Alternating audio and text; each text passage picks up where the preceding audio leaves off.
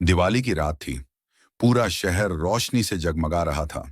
सुमित और उसका दोस्त विजय पटाखे फोड़ते फोड़ते काफी रात भी हो गई थी और वे दोनों बहुत खुश में आ रहे थे। तभी दोनों की नजर एक घर की तरफ पड़ती है जो वहां कुछ दिए जल रहे थे और दिए के पास एक औरत खड़ी थी जो चुपचाप खड़ी दिए को देख रही थी। विजय भैया, अभी तो उधर से गए थे तो यहाँ कुछ नहीं था और इतने घने जंगल में ये घर है। मुझे तो यहाँ कुछ अजीब लगता है। हाँ सुमित, मुझे भी यहाँ कुछ अजीब लग रहा है। इतने घने जंगल में एक ही घर, मुझे यहाँ कुछ समझ नहीं आ रहा है। सुमित, यहाँ से चलो, हमें यहाँ नहीं रुकना चाहिए। वह औरत देखो कैसे देख रही है। विजय भैया, तुम इतना डर क्यों रहे हो? चलो चलकर देखा जाए। आखिर आज कोई काम भी नहीं है और दीपावली का दिन है। चलो भैया, चलकर देखा जाए। 10 मिनट में लौट आएंगे। और दोनों देखने के लिए चल देते हैं।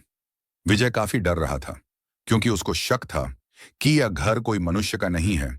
और जैसे ही वह दोनों उसके पास पहुंचते हैं तो वह औरत चुपचाप खड़ी होकर देख रही थी। ऐसे लग रहा था कि उसकी आंखों में नमी थी और वह कुछ बताने से छुपा रही है। उन दोनों को देखकर काफी अंदर से खुश थी। अरे आप लोग क्यों खड़े हुए हो? मैं तो भूल ही गई थी, आप लोग अंदर चलिए। आप लोग मेरे मेहमान हो, वैसे भी आज दीपावली का दिन है, खाना खाकर जाइए। नहीं नहीं, मुझे भूख नहीं लगी है।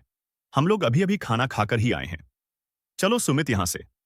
हम लोग रास्ते से ही आ ही रहे थे, तभी आपका घर देखा तो मैं सोचा कि चलो 10 मिनट रुक जाए। लेकिन अब 10 मिनट हो गए हैं। अब मैं चलता हूं।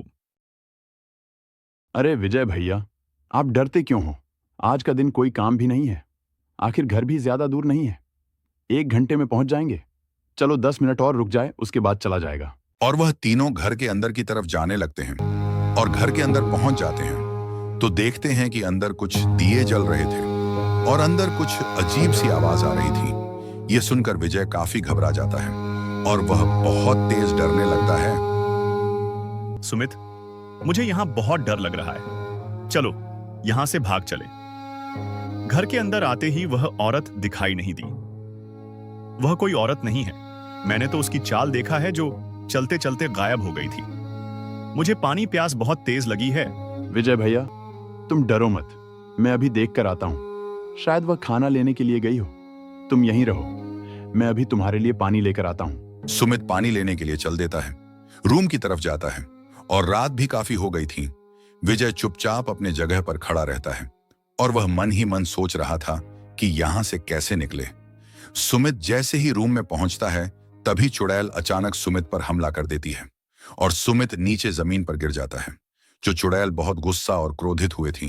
कुछ क्षणों में सुमित की बॉडी पूरी सफेद हो जाती है और चुड़ैल वहां से गायब हो जाती है।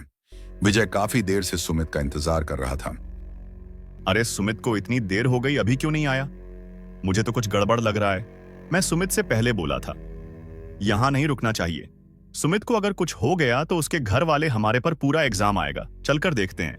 ये सारे बात सोचकर विजय सुमित को देखने के लिए चल देता है और उसके मन में गंदे गंदे विचार उत्पन्न होने लगे थे। ऐसा लग रहा था जैसे विजय को कोई घेर रहा है।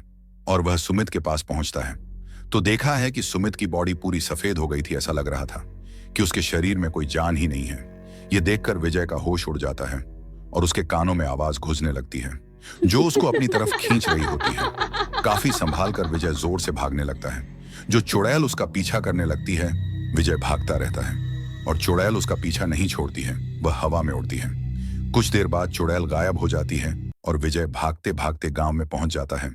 यह खबर गांव वाले को बताता है जिससे गांव वाले बहुत दुखी होते हैं